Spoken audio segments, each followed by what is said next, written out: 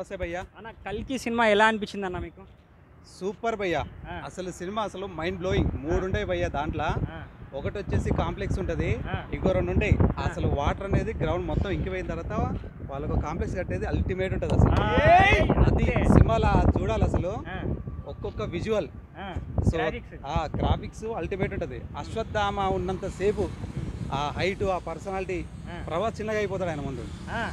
అది character elevate చేసిన అసలు నాగశ్వన్కి సెల్యూట్ భయ్యా.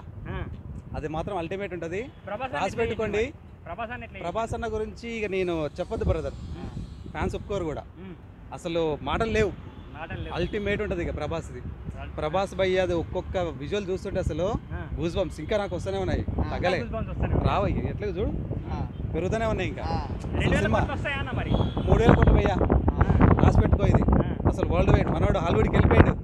కింగ్ కాంగ్, హల్క్, ప్రభాస్ అంతే. ఇక తిరగలేదు. అవతార్ గురించి ఎందుకు భయ్యా, ఇండియన్ సినిమా ఇది.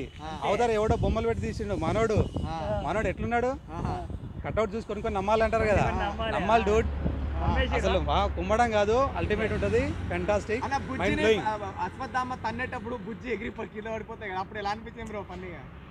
అసలు బుజ్జి గురించి అదొక డిఫరెంట్ వరల్డ్ భయ్యా.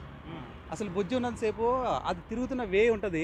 దాంట్లో మన ప్రభాస్ అన్న ఒక్కొక్క విజువల్ చూస్తుంటే స్టన్నింగ్. అసలు బుజ్జి గురించి నేను చెప్పాను భయ్యా, మీరు చూడాలంతే. మీరు చూసి తర్వాత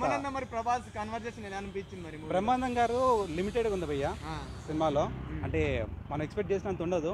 జనరల్గా ఎక్కువ కామెడీ ఎక్స్పెక్ట్ చేస్తాం, అంత లేదు. సినిమా అంతా మనల్ని ఒక ట్రాన్స్లో తీసుకుపోయేది. సో అంతవరకు ఉంది సినిమా అంతా.